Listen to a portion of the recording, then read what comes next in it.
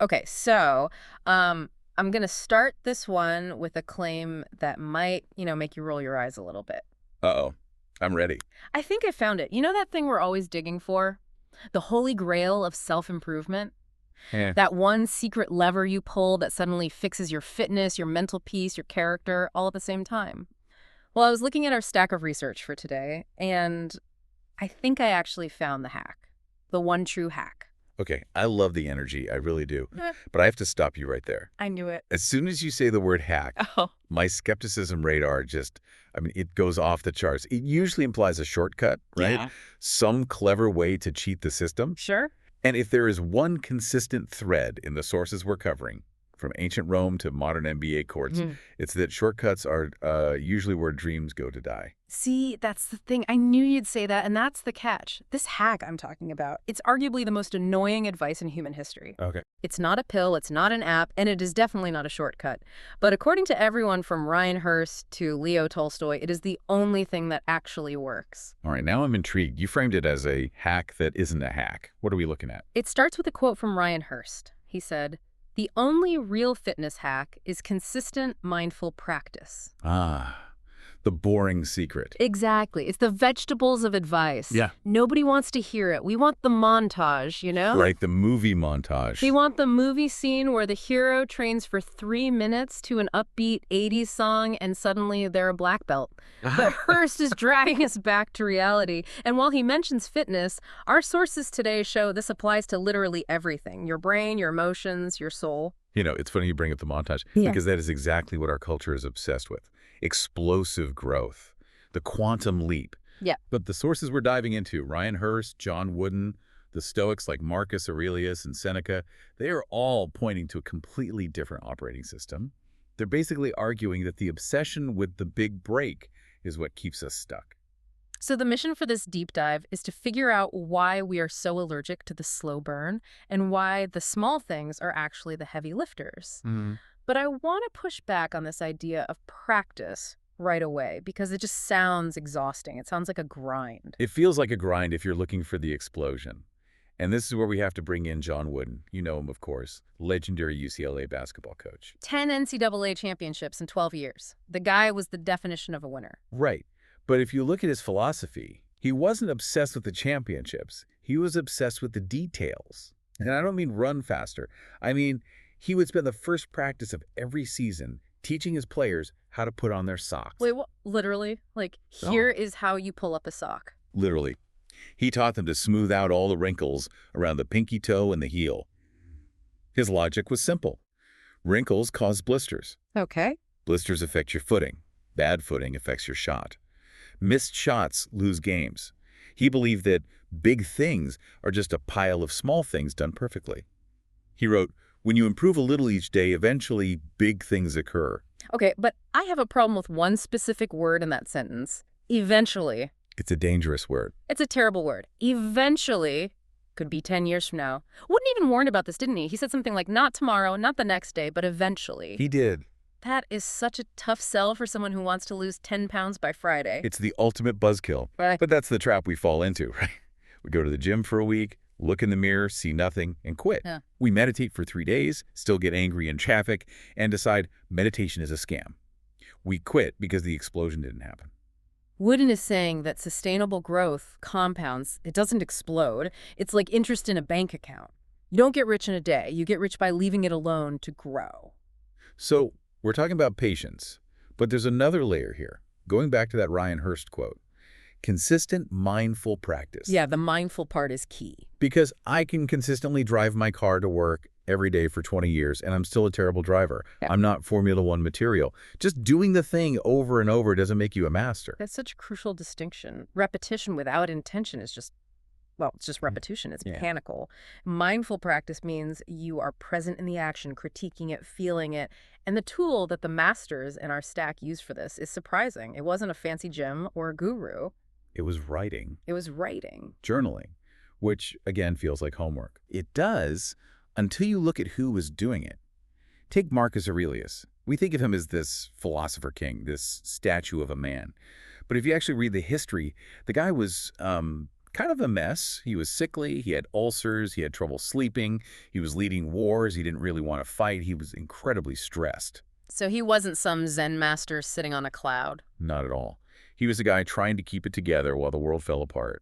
And he spent his nights in a tent, by lamplight, writing. But, and this is so important, he wasn't writing for posterity.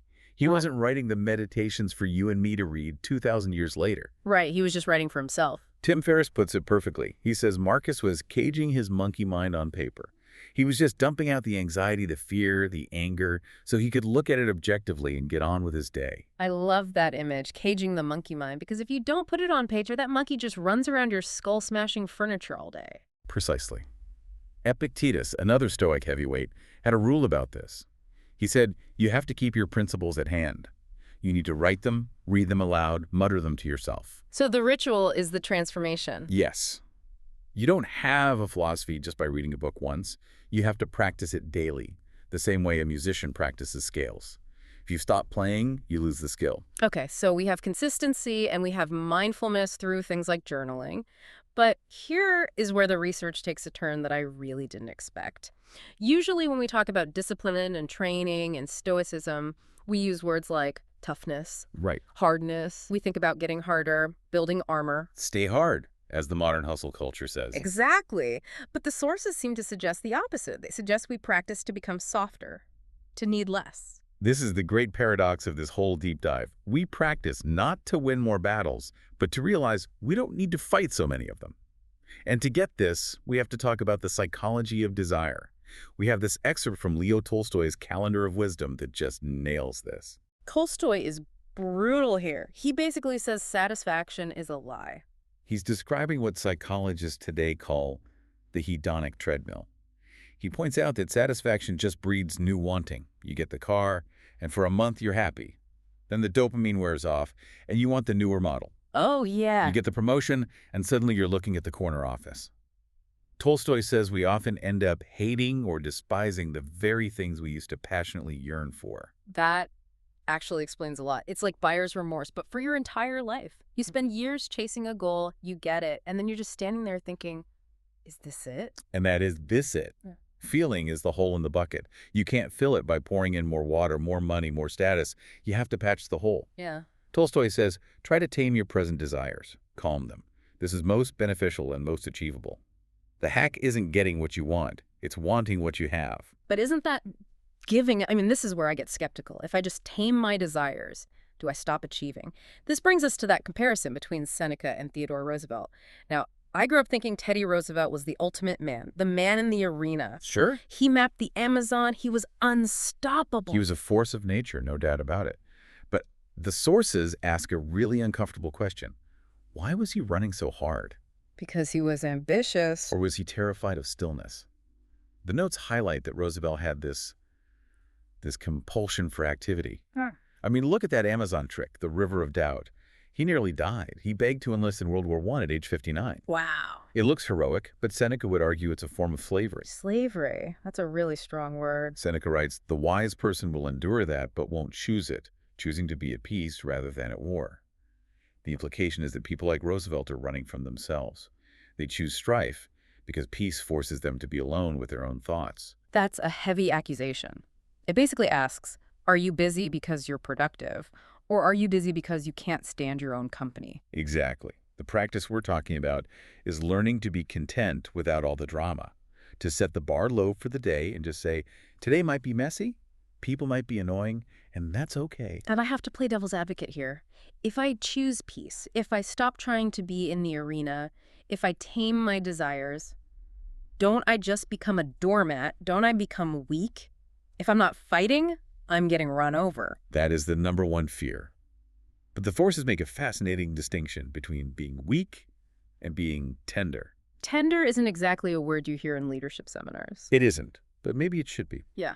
John Stuart Mill, the philosopher, wrote about Marcus Aurelius. And remember, Marcus had absolute power. He could kill anyone with a snap of his fingers. He had every reason to be a tyrant. Right. But Mill said the most remarkable thing about him was his tenderest heart. The tenderest heart. For a Roman emperor, that's wild. His teacher, Sextus, taught him to be free of passion, but full of love. Just think about that combination. Right. Unflappable, meaning you don't lose your cool, but also full of love. Okay, let's make this practical. How does free of passion but full of love look on a Tuesday morning when your boss is screaming at you for something you didn't do? Well, the weak person reacts. They scream back or they crumble. They're controlled by the boss's anger. The trained person, the tender person, absorbs it. There's a line from Proverbs in our stack.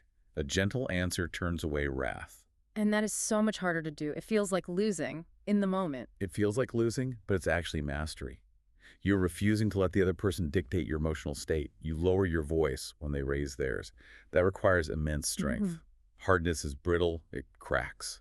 Tenderness is flexible, it absorbs. This connects to the St. Francis Peace Prayer in the notes. It's a total flip of our default setting. Usually I walk into a room thinking, I hope these people understand me. I hope they like me. Right. Validate me. But the prayer says, grant that I may not so much seek to be consoled as to console, to be understood as to understand. It's radical. And there's a quote from the novelist Thea Astley that explains why this works. She said, the more you try to be interested in other people, the more you find out about yourself. It's the paradox again. By stopping the frantic search to be understood, you actually find the peace you were looking for. Okay, so we've got consistency, journaling, taming desire, and choosing tenderness. But I want to address the elephant in the room. This all sounds very noble, but it also sounds kind of boring, gray. A life of denial. Is the Stoic life just a joyless slog until you die? The joyless Stoic stereotype, it's the biggest PR problem philosophy has. But it's historically totally wrong. Did you know Chrysippus, one of the founders of Stoicism, literally died from laughing too hard? Wait, seriously? Yeah. He saw a donkey eating figs, thought it was the funniest thing in the world, and just laughed himself to death. I mean, there are worse ways to go. Exactly. But look at Seneca. He wrote, snatch the pleasures your children bring. Drain joy to the dregs. He wasn't saying don't feel joy. He was saying don't wait. The discipline isn't about eliminating emotion. It's about clearing away the nonsense, the anxiety, the petty arguments, so you can actually feel the joy of the coffee you're drinking right now. It's about being present enough to actually enjoy the good stuff. And there's a massive reframing of luck here, too, because Marcus Aurelius, man, that guy had a rough run. Plague, war, floods, betrayals. He felt like the universe was bullying him. He had a moment where he wrote, I was once a fortunate man, but at some point fortune abandoned me. That's a very human feeling. Yeah. Why me? But then he catches himself. Yeah. He realizes he's looking at luck all wrong. Yeah. He decides that good fortune is what you make for yourself. Good character, good intentions, good actions. So the world can curse you with the plague, but you can still be a blessing to the people around you. That is the only luck we actually control. Martin Luther King Jr. tapped into this too. He said, I have decided to stick with love because hate is too great a burden to bear. I love that. He wasn't ignoring the darkness or the violence. He just realized that hating back was heavy. It was inefficient. It wastes energy. Hate is too great a burden. That's such a practical way to look at it. It's not just moral, it's logistical. It is, Catherine Mansfield said. Regret is an appalling waste of energy. We can't change what happened. We can only practice what happens next. So let's bring this all together. We started this episode looking for a hack, a shortcut. And what we found is a practice. We found the Siddhartha trio.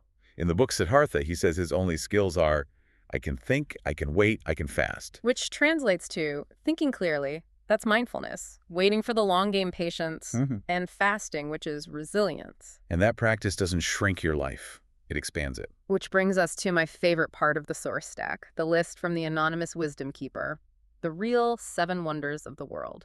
This is beautiful. We usually think of the 7 wonders as, the pyramids, the Great Wall things you have to buy a plane ticket to see. Things outside of us. Exactly. But this list brings it right back home. The 7 wonders are to see, to hear, to touch, to taste, to feel, to laugh, and to love. It sounds so simple. It's almost cheesy until you realize how rarely we actually use them. That's it. Do we really see what's in front of us, or are we mentally scrolling through emails? Do we really taste our food? The practice of mindfulness isn't about levitating. It's about unlocking these superpowers we're walking around with every day, but just ignoring. We're waiting for the trip to the pyramids to feel awe when we could feel it eating an apple if we were just paying attention. Ideally, yeah. So here's the final thought I want to leave everyone with. We've talked a lot about eventually, John Wooden's eventually, and honestly, that can still feel a little discouraging, the idea that the transformation is miles away. It can. But there's a concept we touched on called the one day. Right, the transformation happens eventually. But the only way to get to eventually is to treat today as the practice ground, not the day when you're perfect, not the day when you have more time, this day, this messy, tiled, imperfect Tuesday. You don't wait until you're good to practice. You practice to get good. Exactly. So forget the hack. There is no hack. There is just the socks, smoothing out the wrinkles in your socks. So what is the sock you need to smooth out today? Can you practice a gentle answer? Can you cage the monkey mind for 5 minutes? Can you choose peace over drama just for this afternoon? That's the work. Thanks for dieting Dep with us. Keep practicing.